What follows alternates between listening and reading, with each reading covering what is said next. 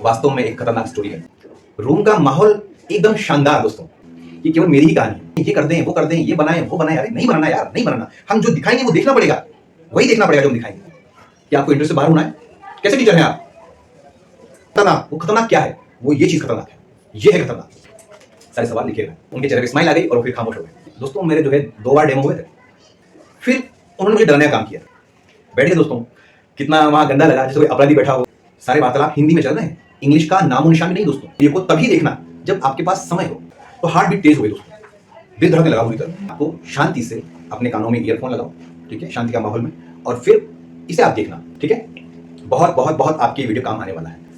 न नहाने की सुध है, न खाने की सुध है, न सोने की कोई सुध है। अब दोस्तों सीखना शुरू होता है। मैं खाली कागज और भरा हुआ पेन पर एनसीईआरटी तो कभी देखी नहीं लाइफ में, वो तो बाकी पड़ी हुई थी पूरी। हर निष्पत्ति मैंने दोस्तों देख डाली। होता है जब आप कुछ बन जाए तब एक बार अपने फोन का शुक्रिया करना। और मोहब्बत और प्रेम इस दुनिया की सबसे बड़ी और सबसे सरल भावना है दोस्तों। और वो कंप्यूटर की रोशनी में आंखों में चो रही थी। डॉक्टर से कहें तो क्या कहें कि हमें क्या हो रहा है, कि और इंटरव्यू था गुड़गांव में, केवी आरओ नंबर 1 में। मैं लोगों से फोन पे बात नहीं कर पा रहा था दोस्तों। रास्ते के कांटों ने बताया इस गली में गुलाब है साहब। मुझसे सवाल पूछे जाए, सवाल पूछो मुझसे, आप जवाब मैं दूंगा। अब कहानी शुरू होती है। नमकीन साथ में रखो यार, कुछ खाने का लेकर बैठो, फिर सुनो, तबीयत से ढंग से सुनो यार। कोई सीखने पर थोड़ा सा बन गया, छोटा परिवार ना बन गया उसमें लाइन में। तो खुशी इस बात की थी सभी दुखी हैं। हाँ हाँ, ऐसे लोगों ने समझ लिया कि मैं पहले से पढ़ा रहा हूँ, टीचर हूँ। उन लोगों को ईडब्ल्यूएस में दिक्कत हो गई। नहीं, इनकम्प्लीट है, आप इंटरव्यू नहीं दे सकते। कि नहीं, सेंट्रल का नहीं है, वो आपने जो लगाया मान्य नहीं है। जो मैंने सेंट्रल का भी लगाया है कई फॉर्मेट, वो भी मान्य नहीं है।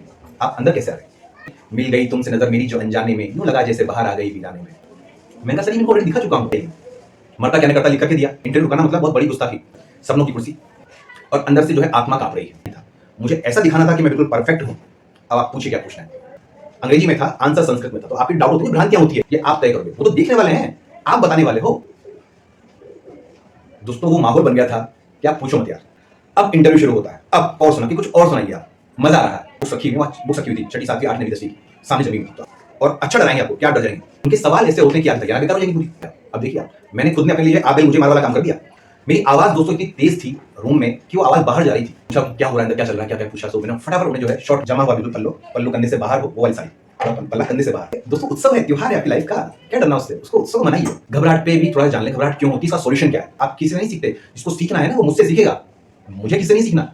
मंजिल के बाद फिर रास्ता है, मंजिल के पहले भी रास्ता है।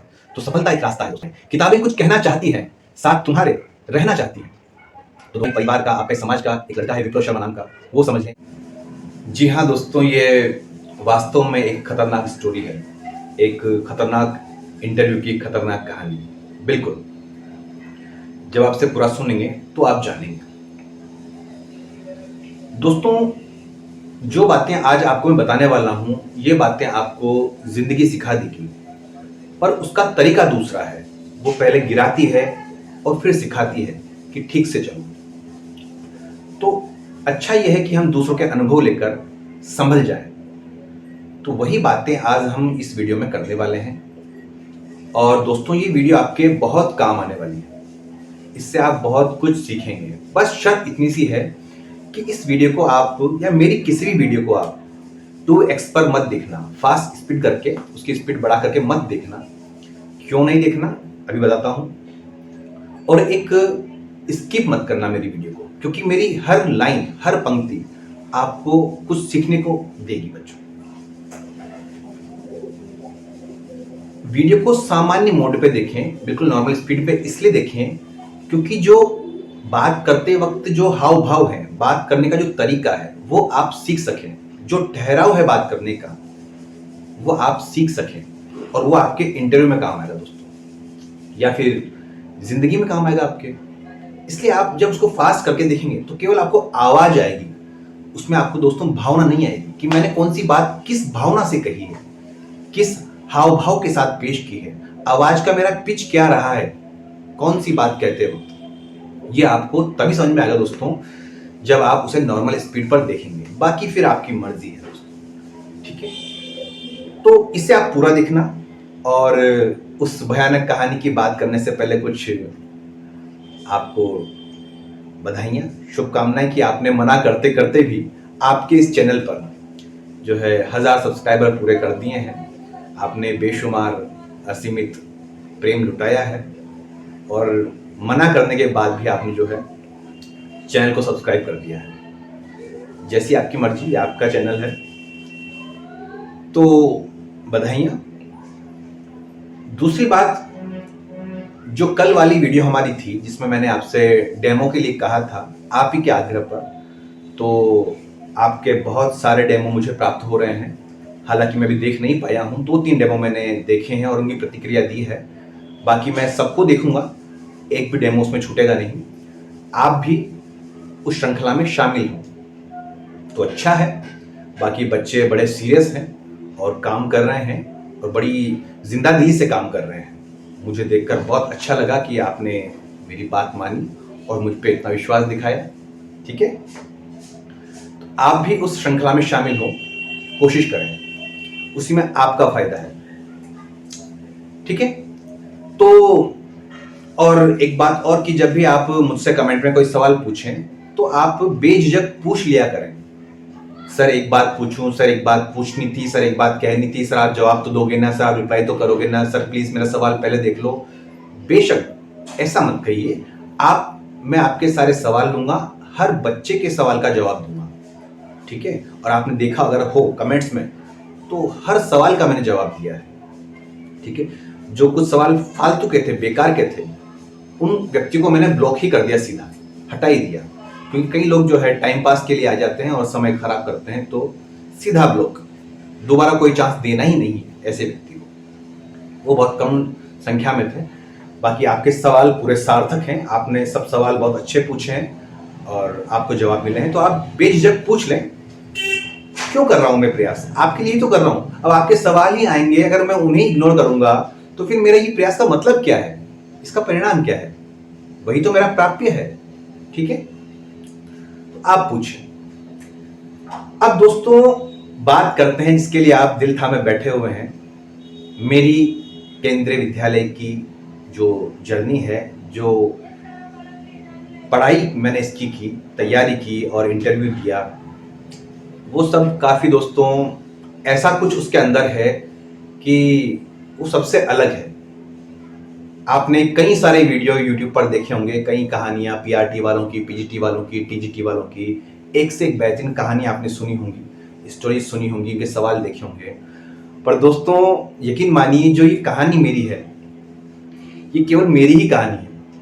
ये बहुत यूनिक, बहुत सिखाने वाली, बहुत प्रेरणादायी, बहुत मीनिंगफुल कहानी है दोस्तों। इसलिए आप इस वीडियो को तभी देखना जब आपके पास समय हो, क्योंकि शायद ये वीडियो थोड़ा लंबा हो सकता है, 1 घंटे तक ये वीडियो दोस्तों जा सकता है। जल्दबाजी में इसे मत देखना, ट्रेवल कर रहे हो मत देखना, काम कर रहे हो मत देखना। ठीक है, रात को शांति से अपने कानों में ईयरफोन लगाओ, ठीक है, शांति का माहौल में, और फिर इसे आप देखना। क्योंकि दोस्तों हम देखकर और सुनकर तो सीखते हैं ना। तो जो चीजें मैंने भुगती, जो चीजें मैंने देखी, जो फेस की, वो आपके साथ न हो, क्योंकि वो सब बहुत भयानक थी। इसलिए आप इस वीडियो से सीख लें, देख लें। ठीक है, बहुत बहुत बहुत आपकी वीडियो काम आने वाला है। तो शुरुआत करते हैं दोस्तों।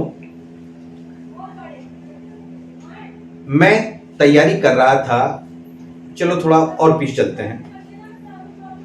2011 में मैंने बीएड किया और 2011 के बाद मेरा रिजल्ट नहीं आया था। तभी से मैं जो है दोस्तों टीचिंग में लग गया था। राजस्थान में नागौर जिला है, वहाँ एक संस्थान है टैगोर शिक्षण संस्थान, टैगोर विद्यालय है। उसमें मैंने पढ़ाना शुरू किया, अनुभव लेना शुरू किया। उसके बाद फिर मेरा रिजल्ट आया बीएड का, वहाँ पढ़ाता रहा। उसके बाद फिर कुछ वर्ष पढ़ाने के बाद मैंने वहाँ पर कुचामन सिटी जगह है नागौर में, वहाँ पर उसके बाद मुझे फिर जो है बैक पेन हो गया, तो मैं बेड रेस्ट पे रहा, बिल्कुल मरणासन स्थिति में रहा दोस्तों। बेड रेस्ट से जब फ्री हुआ सब चीज़ों से 2016 में, तो मैंने फिर डीएवी स्कूल ज्वाइन किया, जो कि कोटा के पास ही एक कस्बा है मोड़क नाम से, वहाँ पर वो स्कूल एस्टेब्लिश था, अब नहीं है। तो वहाँ पढ़ाया, 16 से 20 तक मैं वहाँ पढ़ाता रहा और सीखता रहा, सिखाता रहा। हिंदी और संस्कृत मेरे विषय हैं और टैगोर में मैंने जो है 12वीं तक पढ़ाया और जो डीएवी स्कूल है वहाँ मैंने 10वीं तक पढ़ाया। कोरोना में स्कूल की स्थिति खराब हो गई और स्कूल बंद होने के कगार पर आ गया कुछ अव्यवस्थाओं के कारण। तो मैंने स्कूल को छोड़ दिया और एक सीख ली कि अब जो है ये प्राइवेट नौकरियां नहीं करनी है, अब जो है नौकरी कुछ स्थायित्व वाली ही लेनी है। तो मन में दृढ़ संकल्प किया दोस्तों। पहली सीढ़ी सीखने की, दृढ़ संकल्प। ये बातें बोलने में आसान लगती है कि हाँ ठीक है अब आगे बताइए, दृढ़ संकल्प हो गया, पर दोस्तों यही तो मेन चीज है। ये संकल्प करना ही आपकी पहली सीढ़ी है, पहला पायदान है, जो कि होता नहीं है आसानी से। जब आप मुसीबतें देखते हैं तब ये संकल्प हो पाता है दोस्तों। तो दृढ़ संकल्प किया और मैं DSSB की तैयारी में लग गया, जो है सितंबर 20 से, और तैयारी की, जबरदस्त तैयारी की। एग्जाम दिया, रिजल्ट आया तो मैं उसमें 4 नंबर से रह गया। कट ऑफ जो है 84 के लगभग थी और मेरे 105 नंबर थे, 105 नंबर थे। पर जो फर्स्ट पेपर क्वालिफाई करना होता है दोस्तों, वो जो है 4 नंबर से छूट गया, उसमें मैं रह गया। कोई बात नहीं, कमियां रही मुझ में, कमियां कुछ रही उसमें, वो कमियां मैंने देखी कहाँ कमियां रही, तो उनमें सुधार किया और फिर मैं तैयारी में लग गया वापस DSSB की तैयारी में। और जब वैकेंसी आने वाली थी 22 में, तो वो वैकेंसी आई नहीं और मैं नवंबर 22 को उसमें ओवर एज हो गया, क्योंकि उसमें पहले आयु सीमा ज्यादा थी, बाद में उसे कम कर दिया गया, 32 वर्ष कर दिया गया, तो मैं 33 वर्ष का हो गया और वो चांस मेरा से चला गया। तो मैं टूट गया, निराश हो गया, पर मैंने तैयारी छोड़ी नहीं दोस्तों। मैं तैयारी कंटिन्यू करता रहा। 12, 16, 18 घंटे पढ़ाई दोस्तों मेरी उस समय थी। मैं खाना पीना भूल गया था, मैं सोना भूल गया था दोस्तों। घर वाले परेशान हो गए थे कि नींद निकाल लिया कर। तो किसी दिन 12 घंटे, किसी दिन 16 घंटे और किसी दिन 18 घंटे। और जिस दिन पढ़ाई नहीं हो पाती थोड़ी सी भी, तो चिंता हो जाती कि आज अपन ने कुछ गड़बड़ कर दी है, आज अपन ये क्या कर रहे हैं। तो ऐसा रहा, ओवरेज हो गया। इसी बीच मैंने AWES का एग्जाम होता है, आर्मी वेलफेयर का, वो मैंने क्वालिफाई किया। उसको मैंने अच्छे नंबर से जो है उसको मैंने पास किया और उससे मैं ज्वाइन कर सकता था, पर मैंने उससे ज्वाइन नहीं किया, क्योंकि उसमें 3 साल की मोहलत मिलती है। आप 3 साल में कभी भी इंटरव्यू देके उसे ज्वाइन कर सकते हो, पर मैंने उसकी तरफ अपना कोई आकर्षण नहीं रखा। मुझे लोगों ने खूब कहा कि आप ज्वाइन कीजिए, गलत कर रहे हैं, वो कर रहे हैं, पर दोस्तों मेरे दृढ़ संकल्प को केवल मैं ही जानता था। उसे मैं अपने अंदर छुपा रखा था कि मुझे नौकरियां नहीं करनी है, मुझे ये जॉब तो मैं कभी भी कर लूंगा, इस तरह की जॉब तो मैं फिर उसे छोड़कर तैयारी में लग गया। तैयारी किसकी कर रहा हूं पता नहीं है, सामने कुछ भी नहीं है, बस पढ़ रहा हूं। किताबों का ढेर जो है लगा हुआ है पलंग पर। न नहाने की सुध है, न खाने की सुध है, न सोने की कोई सुध है दोस्तों। 20 दिन तक दोस्तों मैंने जो है इसमें बिना नहाए निकाला है। सुनने में अजीब लगता है दोस्तों, पर ये सब होता है। तो ईश्वर की कृपा से 1 दिसंबर या 2 दिसंबर को केंद्रीय विद्यालय की वैकेंसी आ गई। तो मन में एक उमंग जगी, क्योंकि मेरे बड़े भ्राताश्री, मेरे बड़े भैया जो हैं केंद्रीय विद्यालय में ऑलरेडी पोस्टेड हैं TGT संस्कृत पद पर। तो उनसे मैं प्रेरणा लेता रहा और उनकी जीवन शैली में देखता रहा कि इस नौकरी के कितने फायदे हैं, कितने बेनिफिट हैं और कितनी जो है रेस्पेक्टफुल और रॉयल जॉब है। वो सब चीजें मैं देखता रहा और सीखता रहा। जब वैकेंसी आ गई तो मन में एक ऊर्जा आ गई कि अब जो मेरी तैयारी है वो पूरी मैं इसमें लगा सकता हूं। तो दोस्तों उसी दिन से मैंने कागज पेन उठाया और सबसे पहले जो लोग मेरे दोस्त थे, जो नौकरी की फिराक में थे, जिनको भी नौकरी चाहिए थी, मेरे स्टाफ मेंबर जो थे, जो बेरोजगार हो गए थे, उनको ही मैंने वो नोटिफिकेशन भेजा कि आप इसको भरिए फॉर्म को। मैंने फॉर्म भर दिया। उसके बाद मैंने दोस्तों कागज निकाला। अब दोस्तों सीखना शुरू होता है। मैं हर बात आपसे कहूंगा नहीं कि जो है कि आप ऐसा करना, मैं बोल रहा हूं, मतलब आप भी वैसे कर सकते हैं, आपको करना चाहिए और आपने किया हो तो बहुत शुभकामनाएं। तो मैंने कागज निकाला और एक पेन निकाला, खाली कागज और भरा हुआ पेन, और साथ में मैंने जो भैया के पेपर थे जो उन्होंने दिए थे DSSBK और केंद्रीय विद्यालय के, वो भी मैंने जो है उनकी भी मैंने धूल झाड़ दी और उन्हें भी निकाल लिया। उन्हें मैंने सॉल्व किया, वो बड़ी आसानी से सॉल्व हो गए और मुझे लगा कि अगर इतना सिंपल एग्जाम आता है तो ये तो मेरा पास है, तो मैं पास कर लूंगा। उन्हें मैंने सॉल्व करके रख दिया। कागज पर मैंने रूपरेखा बनाई कि मुझे क्या क्या पढ़ना है और दूसरे कॉलम में क्या क्या पढ़ चुका हूं, तीसरे कॉलम में कौन कौन सी बुक्स खरीदनी है, चौथे कॉलम में उन बुक्स में से क्या क्या पढ़ना है, पांचवा कॉलम क्या क्या नहीं पढ़ना है, छठा कॉलम किस किस में कमांड है जिनको देखना भी नहीं है, समय वेस्ट नहीं करना है, सातवां कॉलम कौन कौन से काम मार्केट के हैं जो करने हैं, ठीक है ना। और इसमें दोस्तों मैंने जो है, अब आपको अजीब लगेगा पर मैंने इंटरव्यू की तैयारी तब से ही शुरू कर दी थी, जब मैं इसकी रिटर्न की तैयारी में लगा था। नोटिफिकेशन आने के बाद तब से मैंने जो है इंटरव्यू तैयारी शुरू कर दी थी, क्योंकि मुझे ये पता था कि मैं एग्जाम पास कर लूंगा। तो हालांकि पढ़ाई मैंने की नहीं थी, जो विषय है मेरे वो सब कंप्लीट थे, पर एनसीईआरटी तो कभी देखी नहीं लाइफ में, वो तो बाकी पढ़ी हुई थी पूरी पूरी। तो देखी है पर वो बड़े स्तर की देखी थी, जो छोटे स्तर की होती है 6 to 10th की, वो नहीं देखी थी। तो पूरी पढ़नी थी और डीपली पढ़नी थी दोस्तों संस्कृत, क्योंकि मेरा विषय संस्कृत है, टीटी संस्कृत। तो हालांकि हिंदी भी है तो पर मैंने फॉर्म संस्कृत से भरा था, टीजीटी संस्कृत। तो मैंने विस्तार से रूपरेखा बनाई, 2-5 दिन मुझे इसमें लगे, क्योंकि कोई भी चीज छूटनी नहीं चाहिए। अगर आप कोई चीज लिखते हैं तो इसका मतलब ये नहीं कि आप भुलक्कड़ हैं, आप भूल जाते हैं, नहीं, आप हर काम को बिना भूले करना चाहते हैं, आप कोई काम छोड़ना नहीं चाहते, ठीक है। जब मैं विद्यालय में पढ़ाता हूँ और बिजी रहता हूँ शेड्यूल में, तो अगर किसी बच्चे को मुझे थैंक यू भी बोलना होता है तो मैं उसको लिख लेता हूँ कि जब मिलेंगे तब उससे बोलेंगे, वो भी नहीं छूटना चाहिए। तो दोस्तों ये किया, आप भी करें। उसके बाद में जो है, ये बात है दिसंबर की, मैं तैयारी ऑलरेडी थी पर मैंने दिसंबर और जनवरी केवल एनसीईआरटी को दिया। मैंने सारे पाठ पढ़ डाले, सारे क्वेश्चन आंसर सॉल्व कर डाले, पाठ के हर शब्द की, हर धातु, हर लकार, हर रूप, हर विभक्ति, हर वचन, हर निष्पत्ति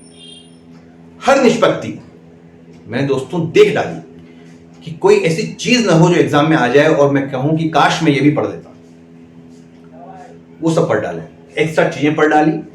यूट्यूब ने खूब साथ दिया, जो है हिमांशी मैम के कुछ वीडियो मैंने देखे, है ना, जो खास मुझे लगे उनमें से चुनिंदा, वो मैंने वीडियो देखे। क्योंकि दोस्तों साइकोलॉजी महत्वपूर्ण स्थान रखती है, तो उसको मैंने जो है गंभीरता से लिया और उन्हें मैंने देखा।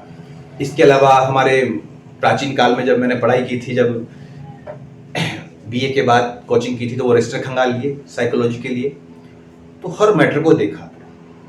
यूट्यूब ने बहुत साथ दिया, कई चीज़ें जो है इस पर फटाफट मिल जाती है। कोई चीज़ आपको देखनी है, टॉपिक देखना है, फट से टॉपिक डाला और सामने वीडियो आई, उसकी वीडियो देखी फटाफट और सारा काम कंप्लीट, वो वीडियो देखकर काम कंप्लीट हो जाता है, जल्दी समय बचता है।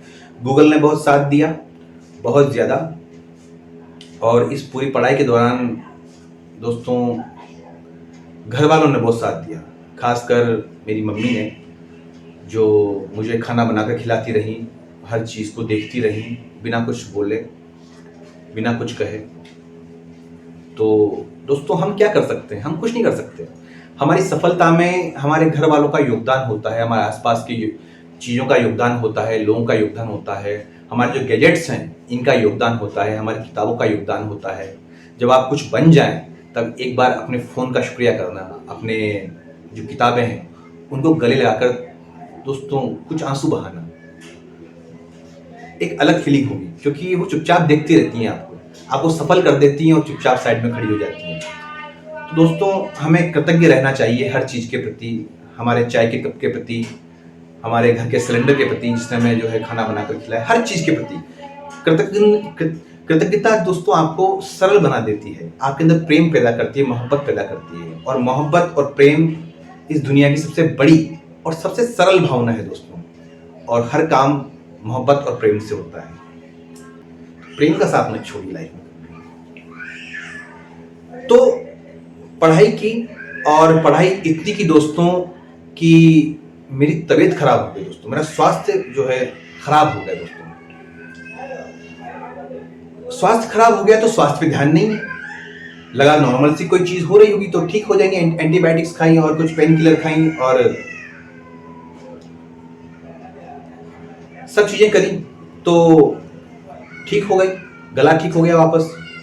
पर वो अंदर ही अंदर मुझे परेशानी बनी रही, पेट खराब हो गया और जो है एग्जाम का दिन नजदीक आ गया। जब एग्जाम में दे रहा था, मैं शॉर्ट में कर रहा हूँ, थोड़ी चीजें काटता हूँ क्योंकि विस्तार बहुत बड़ा है दोस्तों। मैं जानता हूँ आपको सुनने में बहुत मजा आएगा, अच्छा लगेगा आपको, और बहुत चीजें काम की मैंने छोड़ भी दी इसमें, पर फिर वीडियो क्या होगा, ठीक है ना, तो 5-10 GB चली जाएगी। तो एग्जाम जब दे रहा था मैं दोस्तों, मेरी आंखें नहीं खुल रही थी कंप्यूटर पे, आंखें बार बार बंद हो रही थी, मुझे आंखें पकड़नी पड़ रही थी खोलकर, क्योंकि घर पे मम्मी वेट कर रही थी कि बेटा एग्जाम देने गया है, कुछ कर कर आएगा। सिर बहुत तेज दर्द था, हेडेक बहुत जबरदस्त, और वो कंप्यूटर की रोशनी मेरी आंखों में चुभ रही थी, और मैं केवल प्रार्थना कर रहा था, ईश्वर मुझे ये क्या हो रहा है, मैं क्यों एग्जाम दे नहीं पा रहा हूँ। हाथ पैर काम नहीं कर रहे थे दोस्तों। अब जहां हाथ पैर काम नहीं कर रहे हैं, आपको रीजनिंग सॉल्व करनी है, एग्जाम में रीजनिंग सामने आपके पड़ी हुई है, आपको रीजनिंग सॉल्व करनी है, आपको दिमाग लगाना है, गद्यांश पूरे पढ़ने हैं, आपको विभक्ति में दिमाग लगाना है, ब्रेन, और ब्रेन लग नहीं पा रहा था। तो और जो है आसपास में लोग तंग कर रहे थे कि भैया ये बता दो वो बता दो, तो उसे डाटा मैंने एक बार तो पहले कि जो है आप तंग मत कीजिए, बेकार है, मुझे अपना काम कीजिए, डांटना पड़ा मजबूरन मुझे। तो एग्जाम दिया, एग्जाम देकर बाहर आया, और जब बाहर आया तो मुझे अपने पर विश्वास था कि एग्जाम मेरा पास है, एग्जाम मेरा क्लियर हो गया है, और अफसोस भी रहा कि जितना मैंने पढ़ा था दोस्तों, इतना पढ़ लिया था अनावश्यक भी कि बुक्स की बुक्स खत्म कर दी, ग्रंथ की ग्रंथ खत्म कर दिए थे दोस्तों, जिनसे एक भी सवाल नहीं आया। अगर कोई एक किताब 5 जगह से है, 5 प्रकाशन से, तो पांचों दोस्तों चाट डाली थी, और सब ग्रंथ जो है टटोल डाले थे दोस्तों। खूब रीजनिंग और हिंदी इंग्लिश मैंने देखी नहीं, कि मुझे पता था मैं ऐसे कर लूंगा। करंट दोस्तों मैंने इतना पढ़ा कि घर पे जो होती है क्रोनोलॉजी, उसका ढेर लग गया, मूमल क्रोनोलॉजी, इनके ढेर लग गए। अखबार स्टार्ट कर दिया, अखबार चाट डाले, अखबारों में अंडरलाइन कर डाली, जगह जगह हाईलाइट कर डाला, नोट्स बना डाले, बेकार का काम कर डाला दोस्तों बहुत सारा, जो कि आप न करें, इसलिए मना किया आपसे मैंने करंट के लिए। तो वो सब काम आसानी से हो गए और एग्जाम बढ़िया रहा। थोड़े दिन बाद आंसर की आई, और आंसर की मिलाई तो दोस्तों मेरे उसमें 151 जो है नंबर आ रहे थे 180 में से। तो ठीक है, प्रसन्नता होगी, घर में भी सबको प्रसन्नता हुई। पर दोस्तों मेरा स्वास्थ्य कंटिन्यू बिगड़ता रहा, और मैं किसी से बोल नहीं रहा हूं। मैं शाम को जो है घूमने जाता हूं डेली, तो इवनिंग वॉक कर रहा हूं, तो दोस्तों मैं चल नहीं पा रहा हूं, और अजीब से अंदर विचार आ रहे हैं, और बहुत दिक्कत हो रही है, ऐसी दिक्कत जिसे हम बयां नहीं कर सकते। डॉक्टर से कहें तो क्या कहें कि हमें क्या हो रहा है। रिजल्ट आ गया और उसमें मेरा नाम आ गया, ठीक है, मैं कंटिन्यू बीमार हूं। इंटरव्यू डेट आ गई 22 मई, 16 अप्रैल को मेरा इंटरव्यू, 16 अप्रैल को मेरा रिजल्ट आया, और 22 मई जो है डेट थी इंटरव्यू की, और इंटरव्यू था गुड़गांव में, KVRO नंबर 1 में। साथ में मैं आपके इसमें जो भी मुझे पिक मिलेंगे पिक लगा दूंगा, तो आप देख लेना कैसी मेरी उस समय शक्ल थी, कैसा चेहरा हो गया था। तो इंटरव्यू डेट आ गई। अब घर में सब जो है बातें चल रही हैं, और मैं तैयारी ऑलरेडी इंटरव्यू कर रहा था दोस्तों। एग्जाम से फ्री होते ही मैं इंटरव्यू में लग गया था, और मैंने डिटेल में तैयारी की थी, इंटरव्यू बहुत डिटेल में दोस्तों। और वो डिटेल देखते हुए मैंने जो वीडियो बनाई है वो शॉर्ट में बनाई, क्योंकि उस डिटेल की आवश्यकता होती नहीं है, ठीक है ना। बट हमें पता नहीं होता कि कुछ छूट ना जाए, तो फुली डिटेल तैयारी। और मेरे हाथ का कोऑर्डिनेशन बिगड़ गया दोस्तों, मेरा हाथ काम नहीं कर रहा था लिखते वक्त। तो जो सूटेबिलिटी होती है, और जो अचीवमेंट्स होते हैं, जो जेरॉक्स होती है, जो बायोडाटाज होते हैं, जो इंटरव्यू कपड़े होते हैं, मैंने दोस्तों सब पहले तैयार करवा लिए थे, क्योंकि मुझे लगा कि मैं बीमार पड़ने वाला हूं और मैं आगे काम नहीं कर पाऊंगा। तो मैंने ये सब चीजें एडवांस में कर ली थी दोस्तों, और वही हुआ, मेरी तबीयत बहुत खराब हो गई दोस्तों, इतनी खराब कि मैं कांपने लगा, मैं बात नहीं कर पा रहा था। डॉक्टर को दिखाया, डॉक्टर ने एंटीबायोटिक लिख दी, वापस एमॉक्सिलिन लिख दी, पैरासिटामोल लिख दी, कुछ सिरप लिख दिए, उन्हें लिया तो उनसे कोई आराम नहीं आया।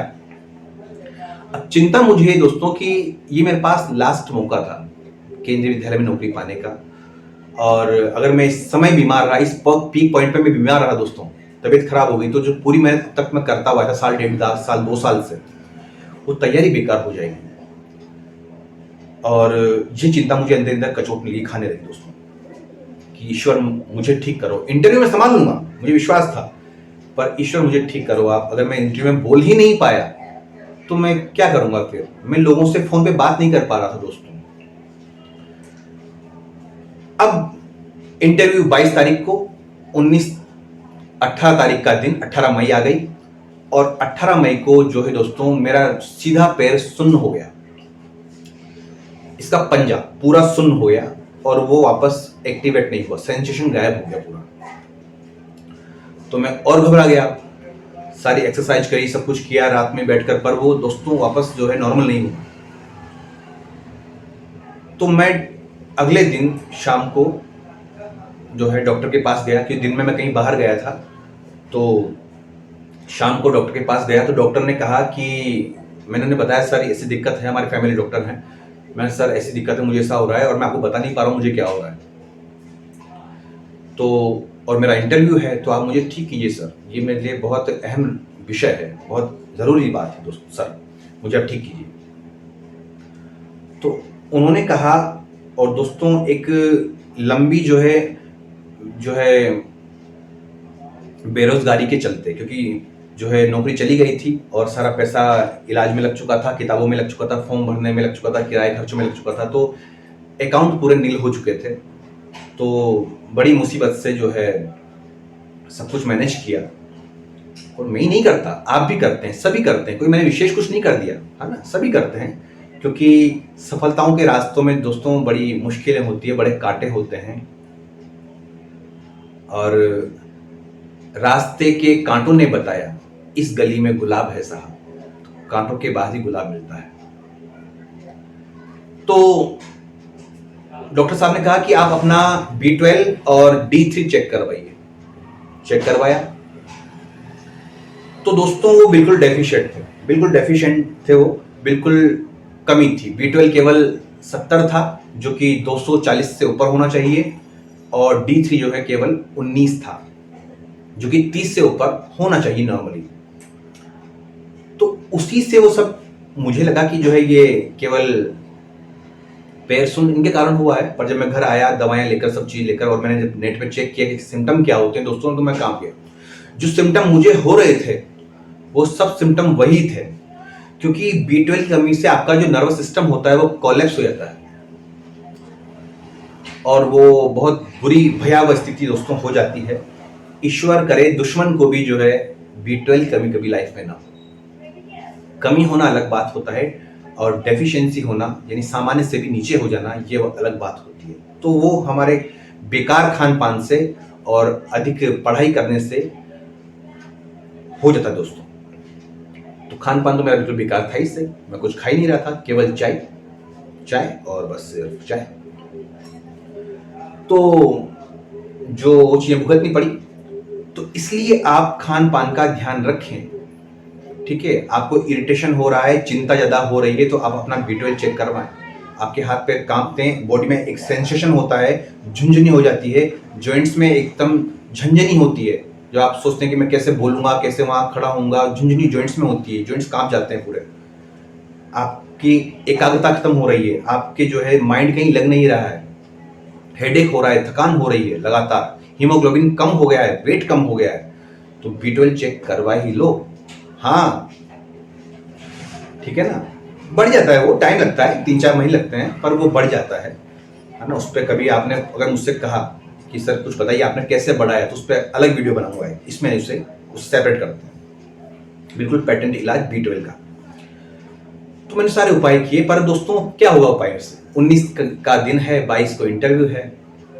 अब ये सब देखते हुए जो है मेरे भैया अपनी जॉब छोड़कर जो है मतलब रिलीव होकर कोटा आ गए कि तुझे गाड़ी से मैं ले चलूंगा इंटरव्यू पे, नोएडा मतलब।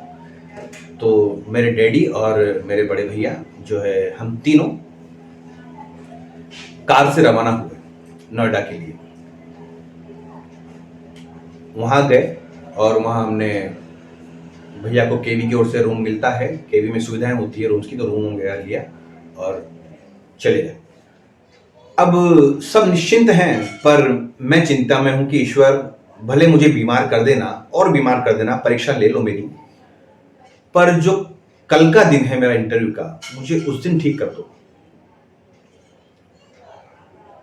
और इंसान क्या कर सकता है, ईश्वर से कह सकता है, प्रयास कर सकता है। दवाइयां मैं खा रहा था, पर मेरी दोस्तों कंडीशन नहीं थी कि मैं कैसे बोलूंगा। तैयारी पूरी है, तैयारी में कमी नहीं है, मुझे पता है मैं इंटरव्यू में अच्छा प्रदर्शन करूंगा, मुझे पता है कोई कमी नहीं कहीं से कहीं तक। मैं इस तैयारी में हूं कि मुझसे सवाल पूछे जाए, सवाल पूछो मुझसे, आप जवाब मैं दूंगा, ठीक है। और मैं चाहता था कि मेरा इंटरव्यू थोड़ा बड़ा हो, लंबा इंटरव्यू हो, नहीं कि आप आए 10 मिनट में उन्होंने आपको देखा और टाइम पास कर दिया और भेज दिया, लास्ट में नंबर आया आपका और सब दिक्कत हो गई, ठीक है आप जाइए। मैं चाहता था मेरा इंटरव्यू ढंग से हो, ताकि मैं अपने आप को पेश कर सकूं, रख सकूं। पर दोस्तों कहा है शरीरम आद्यम खलु धर्म साधनम, शरीर ही हर चीज का जो है प्रायोजक है, हर चीज शरीर से होती है दोस्तों। अगर शरीर ही सही नहीं है, कौन सी खुशी, कौन सा अचीवमेंट, कौन सी सफलता, कौन सा इंटरव्यू, कुछ नहीं दोस्तों। ये शरीर ही सब कुछ है, शरीर ठीक होना ही असली खुशी है, और खुशी एक मानसिकता है। तो मैं दिन भर वहीं जो है होटल के रूम के बाहर स्पेस था, तो वहीं जो है डेमो देता रहा, करता रहा। कुछ मेरी रिकॉर्डिंग्स मैंने सेव कर रखी थी अपने व्हाट्सअप चैट्स के अंदर, तो उन्हें सुनता रहा। और जो भी मेरे बेसिक प्लान थे सारे, जो मुझे एन वक्त पे करने थे, मैं उन्हें देखता रहा, करता रहा, फॉलो करता रहा, सुनता रहा। कुछ मेरी रिकॉर्डिंग्स देखता रहा, जो चीज़ें एन वक्त पर देखनी थी, नोट्स बनाए थे, छोटे छोटे नोट्स, तो वो देखता रहा। नोट्स वही हैं जो आपकी 10 पेज की चीज़ को एक लाइन में कन्वर्ट कर दें, ठीक है ना। वो जो बड़े बड़े रजिस्टर कोचिंग से मिलते हैं वो नोट्स नहीं होते, वो टाइम वेस्ट होता है। तो मैं करता रहा। अब इंटरव्यू वाला दिन दोस्तों आ गया, और सुबह जो है हम रवाना हुए दिल्ली का ट्रैफिक देखते हुए। ट्रैफिक जो है कम ही था उस दिन। सुबह 6 बजे रवाना हुए होटल रूम से, क्योंकि होटल दिल्ली में था और मैं नोएडा आना था, लगभग दूरी 35 किलोमीटर होती है। तो हम वहाँ आए तो वहीं पे हमने नाश्ता किया, क्योंकि पता था अंदर कुछ मिलने वाला है नहीं, और नाश्ता कर लीजिए। तो नाश्ते में मेरा मूड था नहीं, पर ज़बरदस्ती मैंने जो है पेट को भरा। शानदार जो है आलू के पराठे खाए, पानी पिया, 2-3 पैकेट बिस्किट के रख लिए, एक बोतल ले ली। मेरी फाइल थी, 2 फाइल्स मेरे पास थी, डॉक्यूमेंट और अचीवमेंट फाइल, वो साथ में ले ली। और एक मेरे पास किट था अपना, जिसमें मेरे ग्लू वगैरह और जो है सारी चीज़ें बताई मैंने आपको, सब चीज़ें काम की ज़रूरत की चीज़ें थी, वो ले ली मैंने। और मेरा बैग भी मेरे साथ था, जिसमें मेरे जो है कपड़े इत्यादि थे। तो मुझे लगा अलाउ कर देंगे, तो ले गए साथ में। 8 बजे डोर ओपन होता है, हम बाहर खड़े रहे। 8 बजे डोर ओपन हुआ, और जब डोर पर हमारा आधार कार्ड चेक हुआ और हमारी जो एक्स्ट्रा चीज़ें थी वो बाहर रखवा दी गई। फ़ोन, पैसे, बैग सब बाहर रखवा दिए उन्होंने। केवल फाइल और किट और पानी की बोतल जो है उन्होंने अलाउ करी, और अपनी बॉडी ये उन्होंने अलाउ करी इंटरव्यू के लिए, ठीक है। अंदर गए तो अब कहानी शुरू होती है। चाय खत्म हो गई, दूसरी चाय बना लो, इसे पोज कर दो, चाय बना करके लाओ, चाय लेकर के बैठो। ऐसे मजा नहीं आएगा। हाँ, कुछ नमकीन साथ में रखो यार, कुछ खाने का लेकर बैठो, फिर सुनो, तबीयत से ढंग से सुनो यार, कोई सीखने को मिलेगा आपको, है ना। हाँ, ये चाय ठंडी हो गई, इसे रखिए आप, दूसरी गर्म करिए, है ना। तो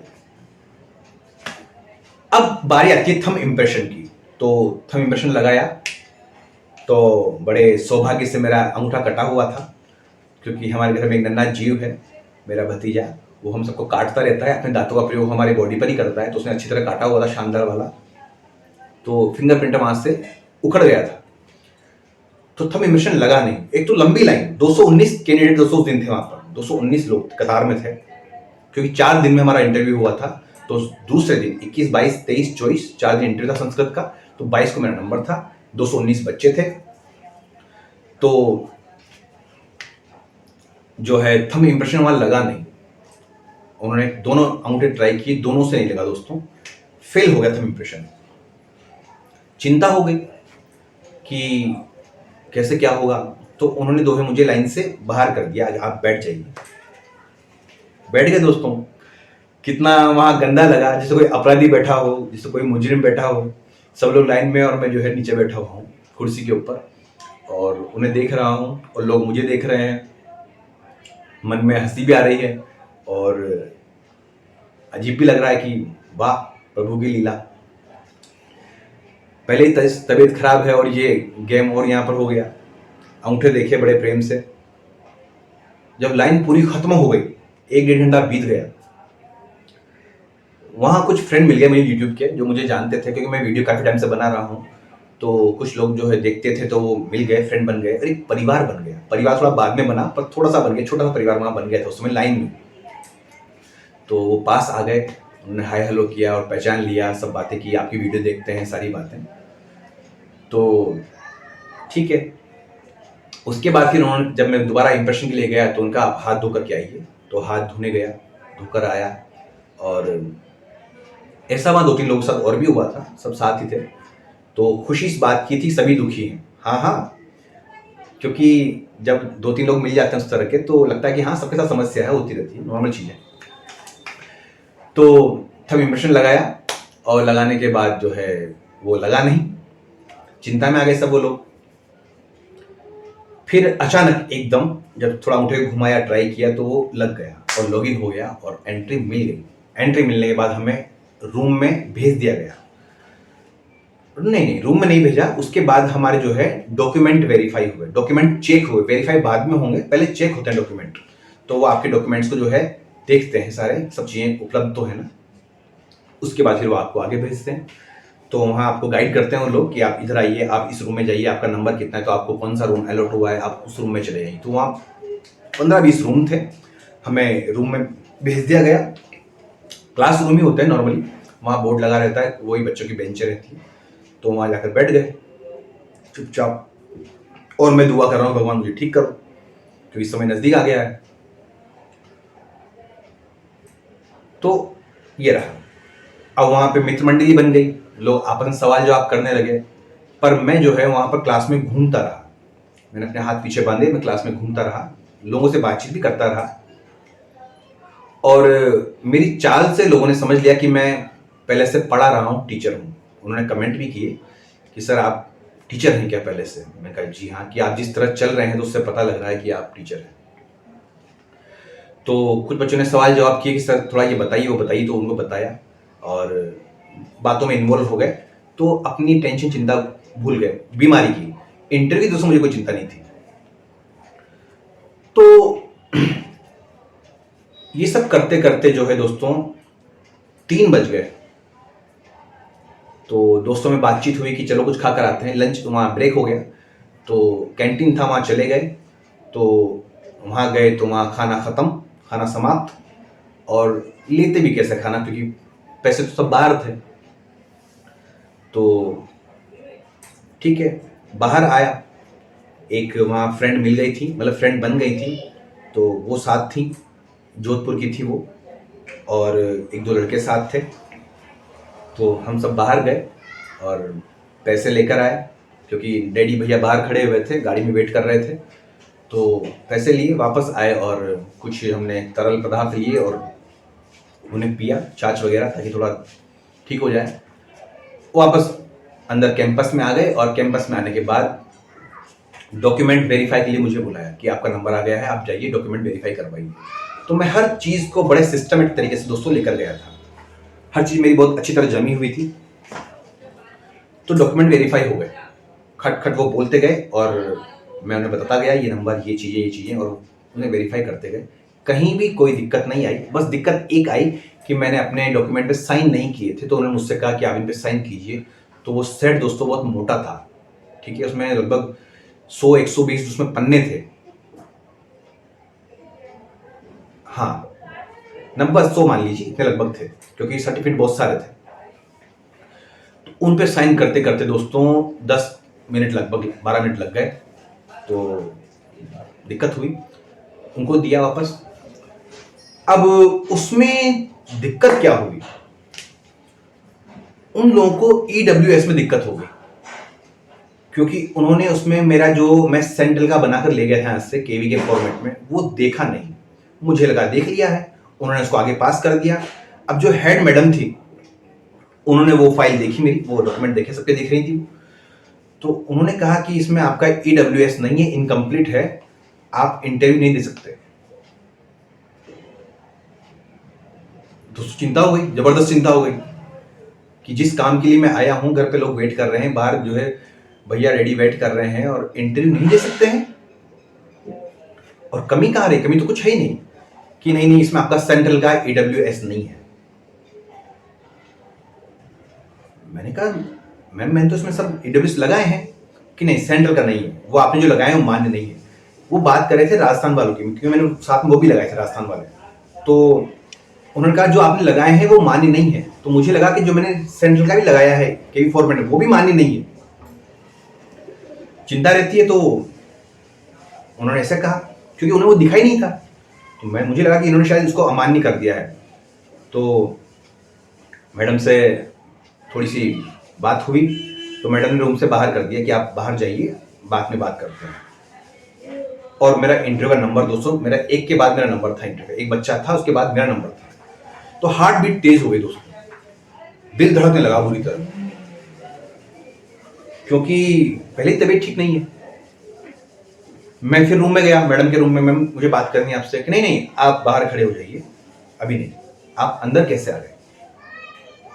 बाहर खड़ा हो गया। अब वहां कुछ दोस्त मित्र आए पास में, सर क्या हुआ, क्या बात हो गई? मैंने सर ऐसी बात हो गई, लोग एक्सेप्ट नहीं कर रहे हैं इसको, इन चीज़ों को। तो मैंने सब उनको दोस्तों को दिखाया, वहाँ पर उन्होंने हेल्प की मेरी, बताया कि ऐसे ऐसे वैसे, ठीक है, सब ऑलरेडी सब कंप्लीट था। तो एक भैया मुझे वहाँ मिले, अनिल नाम के थे, वो झुंझुनों के हैं। तो उन्होंने मेरी हेल्प की, उन्होंने बताया मुझे कि आपका ये जो सेंट्रल का बना हुआ है केवी के फॉर्मेट में, ये उनको एक बार दिखा दीजिए। आपने मैडम मैंने लगाया है तो दिक्कत क्या है? मैंने कहा सर ये मैं इनको ऑलरेडी दिखा चुका हूँ, ये लगा हुआ है, कि आप फिर भी एक बार दिखा दीजिए। ईश्वर किस तरह आपकी मदद करता है दोस्तों, देखिए आप। तो मैं खड़ा रहा, मैडम के पास फिर गया मैं बेशर्म बनकर कि मैम मुझे बात करनी है। नहीं नहीं आपसे बात करेंगे बाद में। फिर 10 मिनट बीत गए दोस्तों।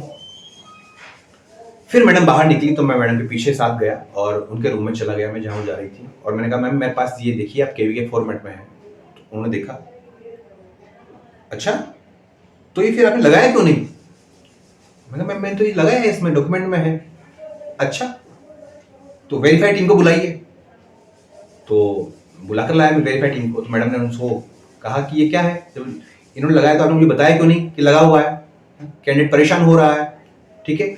इस बीच उन्होंने मुझसे इसमें एक अंडरटेकिंग लिखवा ली थी मैडम ने, कि आप एक खाली कागज लाइए, लिख करके दीजिए कि आप जब आपकी ज्वाइनिंग होगी तब आप जो है सेंट्रल का EWS जमा करवाएंगे, वरना आपको ज्वाइनिंग नहीं दी जाएगी। मरता क्या नहीं करता लिख करके दिया, ठीक है ना। तो फिर मैडम ने उनसे कहा वेरीफाई टीम से कि आप फटाफट जाइए, इनका इंटरव्यू आने वाला है, और इंटरव्यू रुकाइए बीच में, और रुकवाने के बाद आप इनका जो डॉक्यूमेंट फाइल है उसमें से इस जो अंडरटेकिंग है उसे निकाल लीजिए और इस परफेमो को लगा दीजिए, आप इस सर्टिफिकेट को लगा दीजिए। तो मैंने कहा मैम वो तो मेरे इसमें ऑलरेडी लगा हुआ है, कि लगा हुआ है तो आप जो जाइए। तो वहाँ एक जो है आर्मी मैन थे वहाँ पे खड़े हुए थे। तो मैम ने उनको ऑर्डर किया फटाफट जाइए, देर मत कीजिए, क्योंकि दोस्तों पैनल गुस्सा हो जाता है इस चीज़ से। इंटरव्यू रुकाना मतलब बहुत बड़ी गुस्ताखी। तो आर्मी मैन गए, उन्होंने इंटरव्यू रुकाया, मैं बाहर ही था, और उन्होंने वो फाइल उनसे रिक्वेस्ट करके ली और चुपचाप वो अंडरटेकिंग निकाल ली उसमें से और उसे डिस्ट्रॉय करके फेंक दिया। और जो है ये काम हुआ। पर दोस्तों ये काम जो हुआ ये इंटरव्यू के बाद हुआ, ठीक है। मैं क्रम में उस चीज को मैंने छोड़ दिया। जो ये इंटरव्यू रुकाना और फाइल निकालना जो ये सब काम हुआ, ये मेरे इंटरव्यू के बाद हुआ था। इस बीच मेरा नंबर आ गया था, क्योंकि उन्होंने मुझसे अंडरटेकिंग भरवा ली थी और कहा मैम ने कि आप जो है जाइए इंटरव्यू देकर के आइए, पर आपको एक पेश करना होगा, आप एक और में इंटरव्यू देने का मौका दे रहे हैं, आप जाइए। तो मैंने फटाफट दिमाग लगाया दोस्तों कि बेटा इंटरव्यू को मत बिगाड़, क्योंकि चिंता थी बहुत, तो मैंने खुद ही सोचा कि बेटा इंटरव्यू नहीं बिगड़ना चाहिए, क्योंकि अगर इंटरव्यू बिगड़ गया चिंता में और बाद में ईडब्ल्यूएस वाला काम सही भी हो गया तो भी कुछ नहीं हो पाएगा। इसलिए उस चीज़ों को भूलो, ईडब्ल्यूएस को भूलो कुछ देर के लिए, और इंटरव्यू जो आप करके तैयार आए हो, जो आपको करना है वो कर दो धमाके से। बाद में उसको फिर अपन देखेंगे क्या करना है। तो इन सबके बाद फिर वो प्रोसेस हुई थी, जो है मैम से मिलने की, वो सारी बातें, है ना। तो अब मेरा नंबर आया 4:55 पर नंबर आया दोस्तों मेरा। मैं जो है तैयार था, मुस्तैद था, और मैं रूम में एंटर हुआ।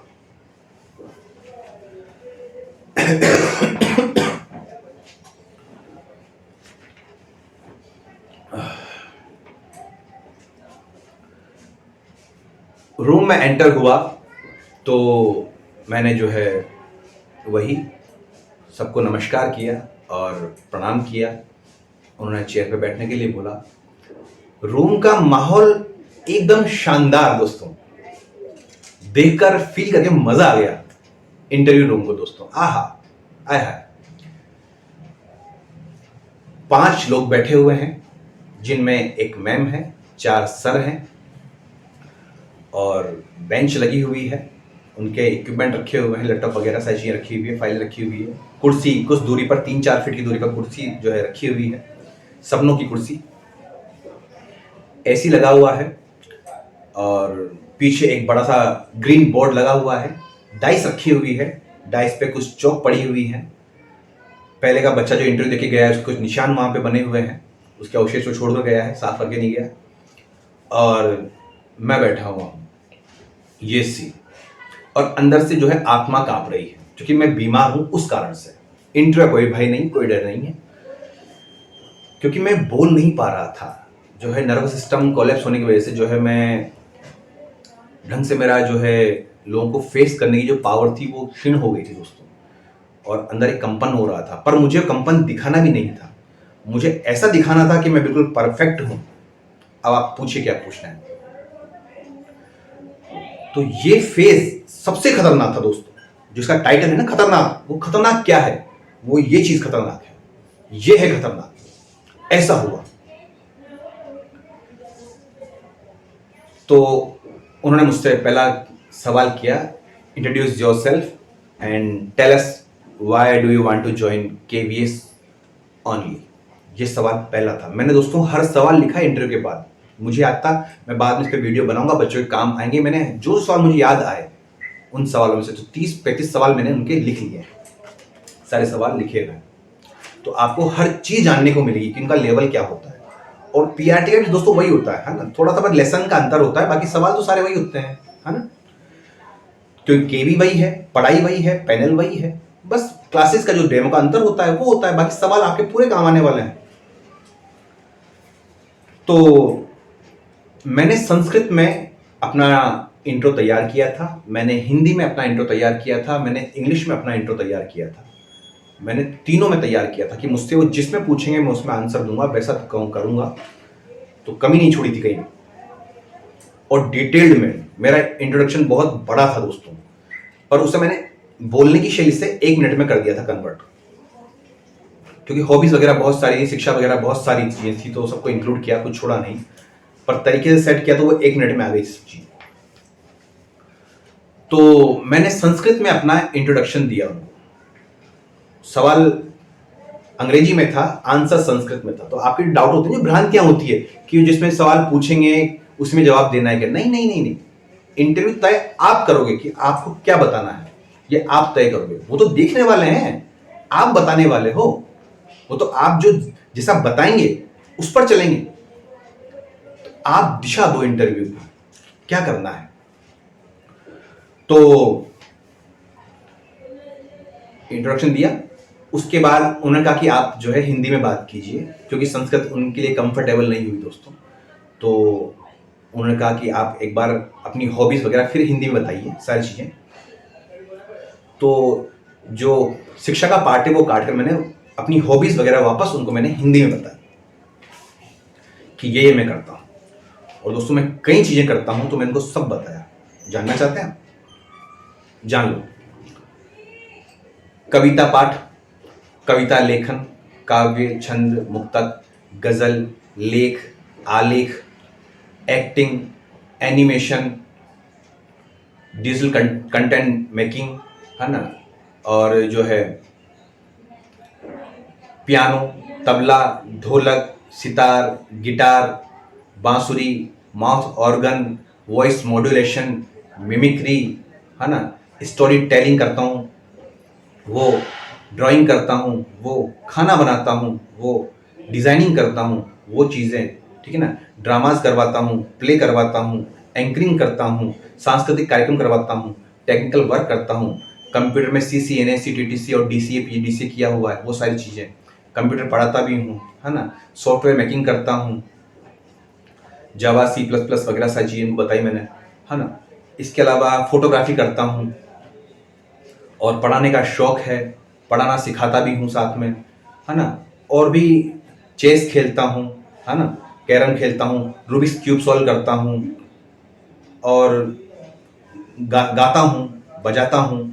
ये सब चीज़ें जो है मैंने उनको बताई विस्तार से। दोस्तों वो माहौल बन गया था कि आप पूछो मत यार।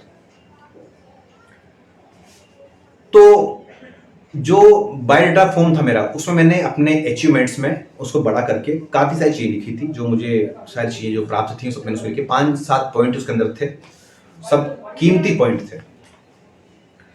अब इंटरव्यू शुरू होता है। अब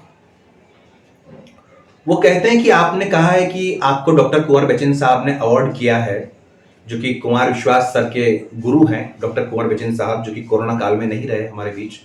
तो उन्होंने मुझे अवार्ड दिया था काव्य पाठ के लिए दिल्ली में। तो आपको अवार्ड मिला है, तो हम एक शेर पढ़ते हैं, उसे आप पूरा कीजिए, जो कुंवर बच्चन साहब का है। मैं जी सर। तो उन्होंने शेर पढ़ा कि यूं पूरी धरा भी साथ दे तो और बात है, मगर तू जरा भी साथ दे तो और बात है, इसे आप पूरा कीजिए।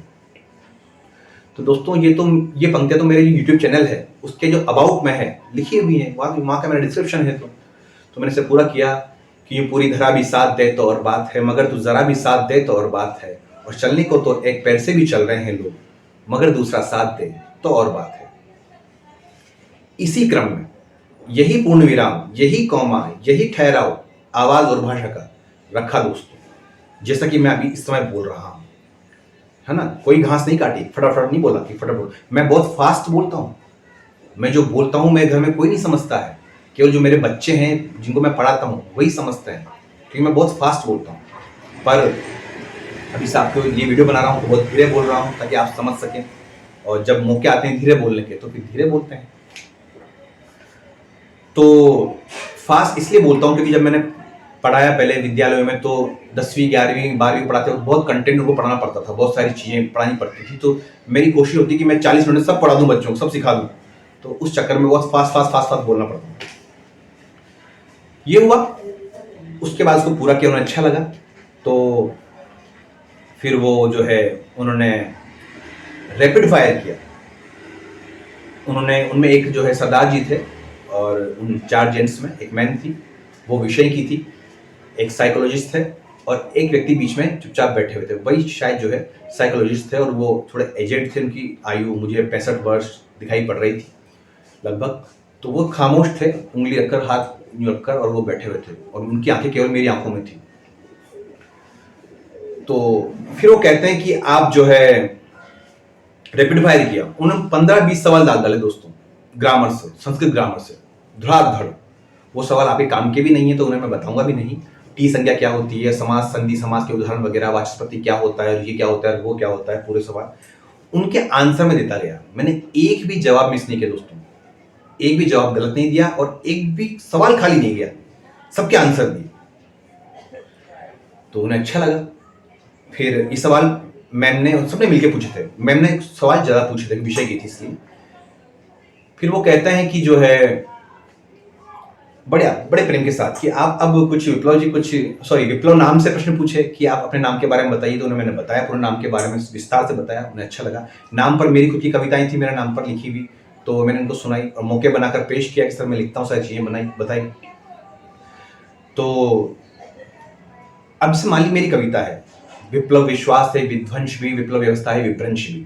तो केवल मुझे कविता नहीं पढ़नी है, उसमें क्या अलंकार मैंने यूज किए हैं, किस छंद में है, किस टोन में है, किस मीटर में है, क्यों मैंने उसको लिखा, वो सब मैंने उनको आगे भी बताया।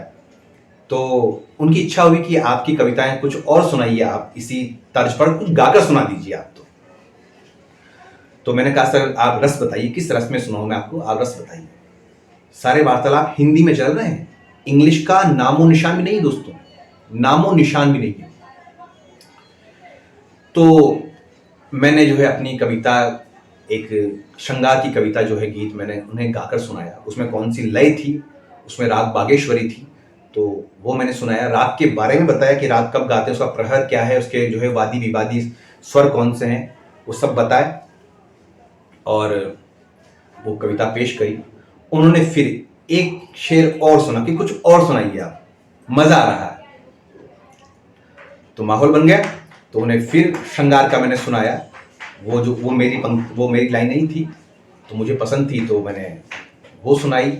मिल गई तुमसे नजर मेरी जो अनजाने में, यूं लगा जैसे बाहर आ गई वीराने में। इस तरह पंक्तियां थी और बड़ा श्रृंगारिक माहौल वहां बन गया। श्रृंगार की जब बात आई तो कहते हैं कि श्रृंगार के भेद बताइए आप, श्रृंगार कितने तरह का होता है। तो उन्हें मैंने बताया श्रृंगार संयोग, वियोग, विप्रयोग क्या होते हैं सब बताए। कालिदास के बारे में पूछा, वो सब चीज बताई, है ना।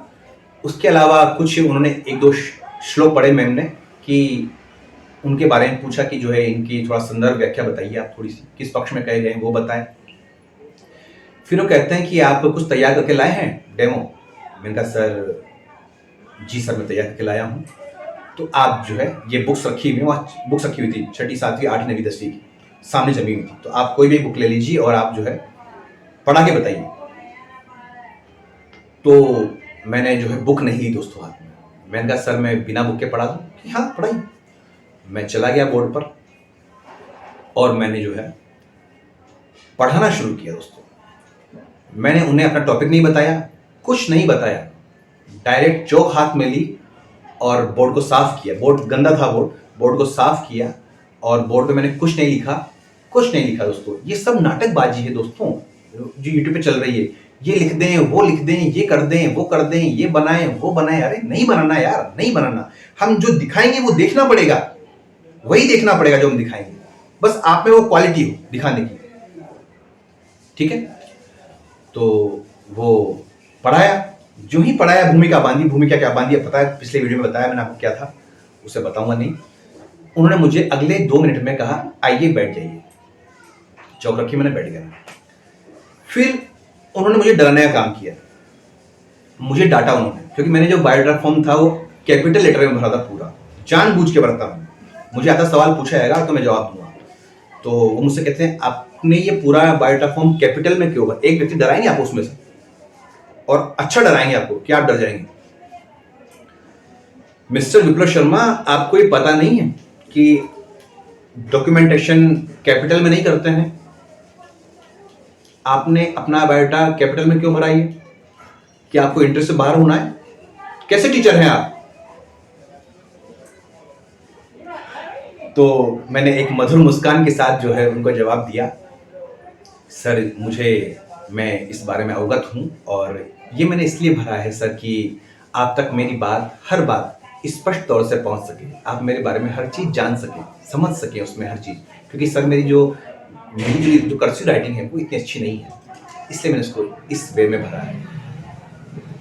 और गलती अगर मुझसे हुई तो सर मैं क्षमा प्रार्थी हूँ और आप मुझे क्षमा करेंगे, मुझे पता है। तो उनके चेहरे पे स्माइल आ गई और वो फिर खामोश हो गए। हैंडल किया उस चीज को। हैंडल करने के बाद जो है वो फिर कहते हैं, क्योंकि मेरा पार्ट था विमान यानम रचयाम, और बोर्ड पे मैंने ड्राइंग बनाई थी। फिर पार्ट के बीच में मैंने बोर्ड पे एक विमान की ड्राइंग बनाई थी, विमान के बारे में बात की थी। तो मैम कहती हैं कि आपने विमान यानम पढ़ाया है, तो विमान के बारे में कुछ पता है आपको? प्लेन के बारे में क्या जानते हैं आप? कभी कुछ पढ़ा है, कोई विशेष बात? मैंने कहा मैम पढ़ा है मैंने। अब देखो ये नए सवाल है, आप इन्हें कहाँ पढ़ लोगे, कहाँ से आप तैयार कर लोगे? कौन सी क्लास आपको बताई इनके बारे में? कर लो आप तैयारी, कितनी कर सकते हो। उनके सवाल ऐसे होते हैं कि आपकी तैयारी बेकार हो जाएगी पूरी। तो विमान के बारे में बताया मैम। मैंने जो वाल्मीकि रामायण है उसमें पुष्पक विमान का वर्णन आता है, उसमें कितने तल, तलातल, वितल थे और उसकी प्रोसेसिंग क्या थी, उसे किस तरह ड्राइव करते थे, इन बारे में बताया गया है। ये बताया। और साथ में मैंने जो है चिल्ड्रन नॉलेज बैंक बुक आती है, उसके 6 एडिशन आते हैं, वो पढ़े हैं। तो उनमें इसका जो बर्नौली सिद्धांत होता है, जिस वे पे काम करता है, वो सिद्धांत जो है मिस्टर बर्नौली द्वारा जो बताया गया है, जो कि स्विट्जरलैंड के थे, उस सिद्धांत को मैं जानता हूँ। बताइए सिद्धांत क्या है? अब देखिए आप, मैंने खुद ने अपने लिए आप भाई मुझे मार वाला काम कर दिया, तो आपके सवाल जवाबों में से सवाल बनेंगे। तो कहती है आप, मैम कहती है कि आप सिद्धांत बताइए बर्नौली क्या है। तो मैंने उनको बड़े अपने नवाचार के तरीके से कि किस तरह जो है हवा ट्रेवल करती है, का दबाव बनता है लो और सारा उच्च वायु दाब, सारा मैंने हाई एयर प्रेशर सारा बताया उनको। उनकी आंखों में चमक आ गई दोस्तों, जबरदस्त। वो बताया। उसके बाद फिर सिचुएशन वाले क्वेश्चन स्टार्ट हुए, जो मैं आपको बताया क्वेश्चन की जो है टिफिन वाला जो क्वेश्चन था कि एक बच्चा टिफिन में मांस वगैरह लाता है, जो पिछली वीडियो में बात की है, जिन्होंने नहीं देखी वो देख लें। उसका मैंने उनको वही आंसर दिया जो आपको बताया है। उसके बाद कुछ सवाल मेरे जो मैं लिखे हुए देख लेता हूं, उसमें से आप बताता हूं। वो कहते हैं कि आप अपसारी चिंतन और अभिसारी चिंतन बताइए, इन पे प्रकाश डालिए। तो वो डाला। वो कहते हैं नवाचार क्या होता है ये बताइए, नवाचार का कैसे यूज करेंगे वो बताया उनको। वो उदाहरण दिया डी वाला।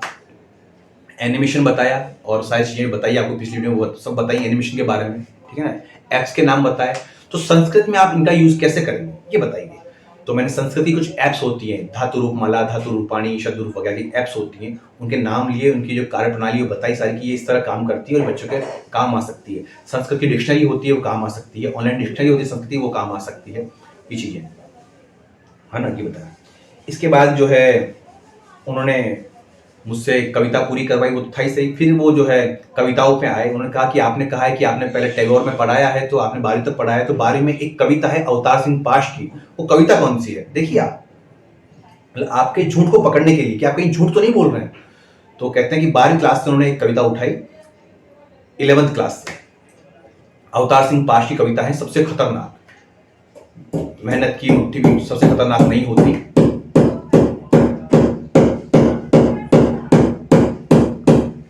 ये कविता थी। तो वो उनको मैंने बताया उसके बारे में, अवतार सिंह पाश जी के बारे में बताया, क्योंकि वो सरदार जी थे और जो है उनसे संबंधित वो चीज थी। फिर सस्टेनेबल डेवलपमेंट, उसमें मैंने लिखा था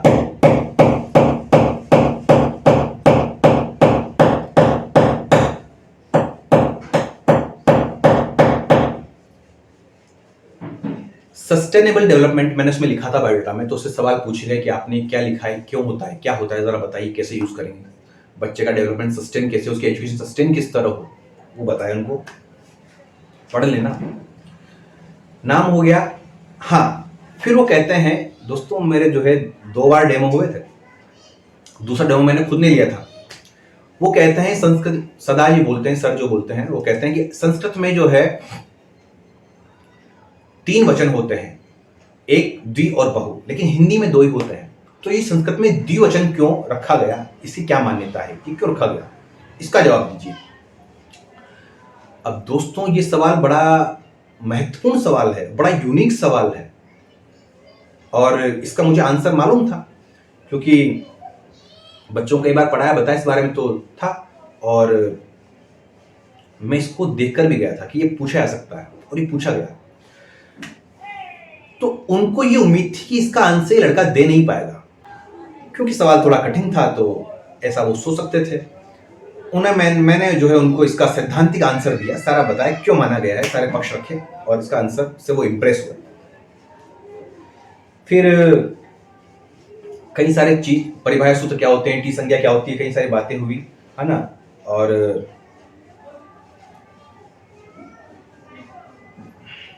ये चीजें थी, तो ये सब चीजें हुई। और मेरी आवाज दोस्तों, हाँ सॉरी मैं बताना भूल गया, जब उन्होंने मुझसे कहा द्विवचन के बारे में, तो मैंने कहा उनसे सर इसका आंसर मैं बोर्ड पर दूं आपको। तो उनका बेशक जाइए बोर्ड पर। तो मैं पुनः बोर्ड पर गया और मैं द्विवचन पूरा उनको बोर्ड पे समझाया। तो लगे हाथ उन्होंने कुछ सवाल और दाग दिए कि वो भी बताइए, आप ये चीज बच्चों के समझाएंगे, यही चीज जो आपने हमें समझाई सिद्धांतिक पक्ष, अगर आपको ये 6ठी क्लास के बच्चों को समझाना है तो आपका फिर वॉइस क्या होगी, आपका जो लैंग्वेज क्या होगी, वो कन्वर्ट करी। मेरी आवाज दोस्तों इतनी तेज थी रूम में कि वो आवाज बाहर जा रही थी, क्योंकि बाहर मेरे दोस्त बैठे हुए थे, सारे बच्चे फ्रेंड बन गए थे, परिवार बन गया था, वो बैठे हुए थे, मेरा वेट कर रहे थे। तो वो सुन रहे थे बाहर मेरी आवाज, उन्होंने मुझे बाद में बताया। तो आवाज शानदार रहे, ऊंची आवाज, जो भी बात कर रहा हूं मैं इससे भी ऊंची आवाज, पर वो आवाज फटे नहीं, आवाज हो, सुर में हो, शोर ना हो, ठीक है ना। एक होती है बच्चों आज हम ये पढ़ेंगे, ऐसा नहीं बोलना है। आवाज ऊंची रहे पर वो सुर में रहे और टोन में रहे, मीटर में रहे, तो वो चीज काम करती है। श्रुति प्रिय हो, श्रुति कटु न हो, ठीक है। उनका लास्ट सवाल मुझसे था कि अपी का प्रयोग अगर पहले करते हैं संस्कृत में, उनका जो अंतिम सवाल था मुझसे वो ये था कि अपी का प्रयोग अगर संस्कृत में पहले करते हैं वाक्य में, तो वाक्य में क्या परिवर्तन होते हैं, ये अंतिम सवाल था। इसका भी उनको मैंने जवाब दिया। सवाल दोस्तों और भी कई सारे थे, पर वो मुझे फिर बाद में याद रहे नहीं, तो मैंने जो ये सवाल लिखे ये सब मुझसे पूछे गए थे, है ना। और सवाल काफी सारे थे दोस्तों, अगर टोटल सवाल गिने तो मैं कह सकता हूं कि 35-40 सवाल मुझसे पूछे गए थे और मेरा इंटरव्यू लगभग 35 मिनट चला था दोस्तों।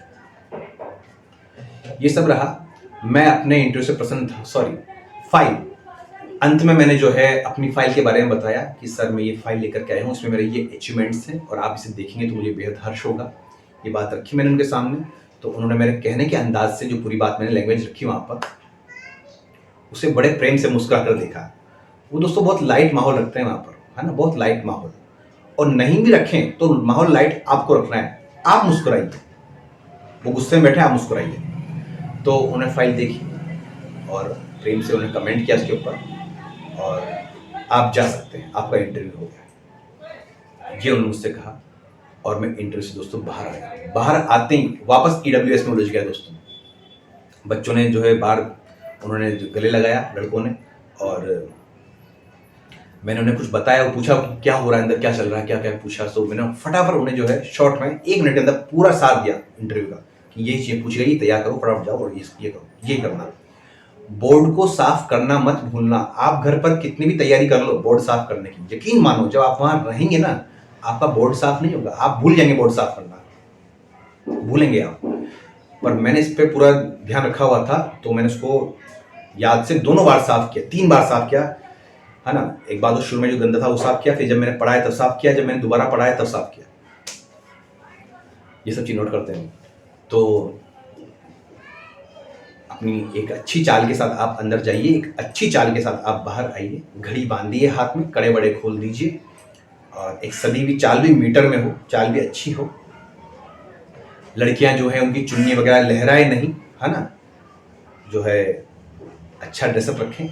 कुर्ता भी पहन सकती है लड़कियां और साड़ी भी पहन सकती हैं। साड़ी जब पहने तो इस तरह पहने जिस तरह जो IAS IPS के इंटरव्यू होते हैं ना, दृष्टि पे देखते हैं आप, उसमें जिस तरह महिलाएं साड़ी पहनती है, जो है जमा हुआ बिल्कुल पल्लू कंधे से बाहर हो, वो वाली साड़ी, पल्ला कंधे से बाहर जमी हुई, सूटेबल बिल्कुल। गले में कुछ न पहने, कान वगैरह के थोड़े छोटे पहने जो दिखाई न दे, है ना, और हाथों की चूड़ियाँ, कड़े पाटले सब खोल दें, सिंपल सोबरनेस में रहें। घड़ी बांधे बारीक सी एक, है ना, मार्कर रखें अपने साथ में, फाइल के साथ पकड़ ले। लड़कियां कहती है सर हम मार्कर कैसे रखेंगे, फाइल के साथ पकड़ लें, कोई दिक्कत नहीं है।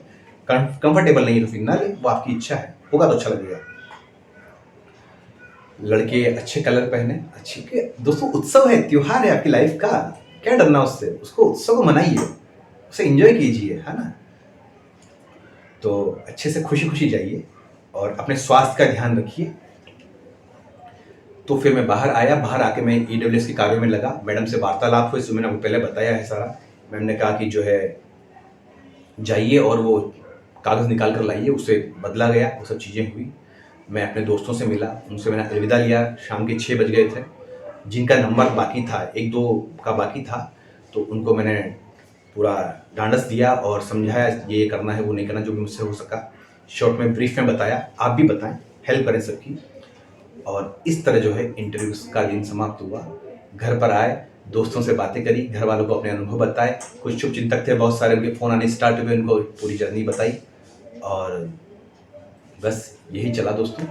इससे आपको यकीनन, मुझे पता है, बहुत कुछ सीखने को मिला होगा, 100% मिला होगा। तो घबराएं नहीं। चलिए, घबराहट पे भी थोड़ा सा जान लें, घबराहट क्यों होती है, इसका सॉल्यूशन क्या है। अगर आपसे मंच पे कहा जाए बुलाकर, दोस्तों ध्यान से सुनना, रूट लाइन बता रहा हूं घबराहट की। मंच पर आपसे कहा जाए कि जाइए और जो कार्ल मार्क्स हैं साम्यवादी विचारधारा के, उनका जो दास कैपिटल है, कार्ल मार्क्स पूंजी, उस पर जो है आप 10 मिनट बोल करके आइए, तो आपके हाथ पैर कांप जाएंगे। कैसे बोले पता ही नहीं कुछ भी। पर आपसे कहा जाए कि आपको मंच पे आना है और अपना नाम, अपने घर वालों का नाम, पेरेंट्स का नाम बताना है और आना है, तो आप खुशी खुशी जाएंगे, बताकर आएंगे। भले आप पहली बार मंच पर गए हो, पर आप जाएंगे और बोल कर आएंगे। क्यों? क्योंकि आपको मालूम है, आपको पता है, आपको याद है क्या बोलना है, आपकी तैयारी अच्छी है। घबराहट कब नहीं होगी? जब आपकी तैयारी अच्छी होगी। अगर तैयारी में कमी है, क्योंकि आप जानते हैं कहां कमी है, आपको पता है कहां कमी है, सामने वाला जाने न जाने, लेकिन कैंडिडेट जानता है कि यार यहां कमी है, मैं बोल नहीं पा रहा हूं, बता नहीं पा रहा हूं, ये नहीं कर पा रहा हूं, वो नहीं कर पा रहा हूं, तो उस कमी को दूर कर लीजिए। तैयारी अच्छी होगी तो आप वहां पर बोल पाएंगे और आप बिना डर के बोल पाएंगे। फिर माहौल कैसा भी हो, आप घबराएंगे नहीं, क्योंकि आपको पता है क्या बोलना है। और तैयारी में कमजोरी है तो आपको घबराहट होगी, आपको सेंसेशन होंगे बॉडी के अंदर, झुरझुरी होगी, झुंझुनी होगी, पसीने की जो है से बूंद टपक जाएगी, शानदार वाली सी एक, है ना, होठों में नमक का स्वाद आएगा, सब चीजें होंगी। तैयारी बढ़िया रखिए और किसी से घबराइए मत। ये सोच लीजिए कि जो आप है ना वो बेस्ट हैं, लोग आपसे सीखते हैं, आप किसी से नहीं सीखते। जिसको सीखना है ना वो मुझसे सीखेगा, मुझे किससे नहीं सीखना। तो इतनी तैयारी रखिए, इतना विश्वास रखिए, खुद के ऊपर रखना पड़ेगा, तभी तो काम चलेगा। जो सीखे वो अपन से सीखे, अपन को किसी नहीं सीखना है। अपनी तैयारी वैसी है, इस तरह माइंडसेट से रहिए, तब जाके गेम होगा दोस्तों। क्योंकि इतनी बड़ी नौकरी, इतनी अच्छी नौकरी, एक अच्छी सैलरी की जो नौकरी है, थोड़े पापड़ तो बेलने ही पड़ेंगे दोस्तों। पर जब आप सफल हो जाएंगे तो दोस्तों आपके मन में एक बात गूंजेगी, मेरी ही पंक्तियां हैं, मेरा ही जो है लिखा हुआ है,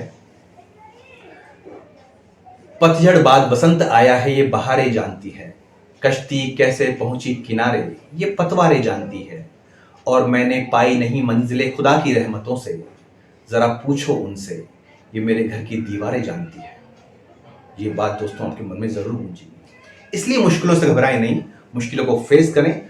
ये रास्ता मुश्किलों से ही गुजरता है दोस्तों, कोई भी रास्ता हो सफलता का। और मजा मंजिल में नहीं है, मजा तो सफर का है।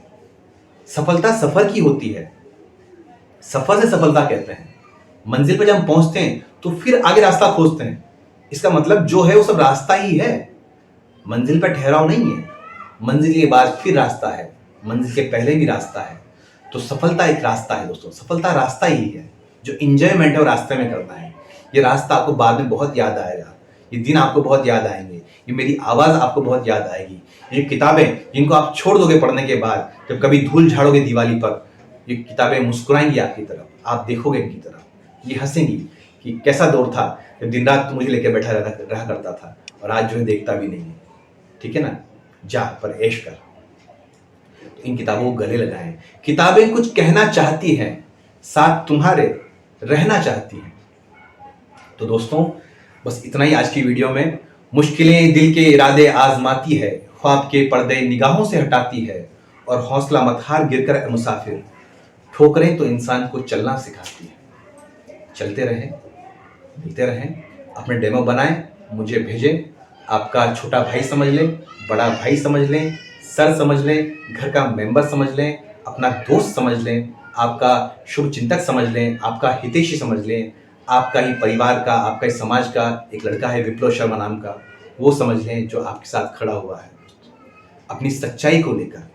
ठीक है, मुझे इन वीडियो से, इन सब्सक्राइब से कोई मतलब नहीं दोस्तों। मुझे यूट्यूब से कमाई थोड़ी करनी है, ठीक है ना। मेरा चैनल तो 2011 का चैनल है, कमाई करनी होती तो आज मेरा चैनल मोनेटाइज होता, सब चीज़ें होती, करनी ही नहीं है।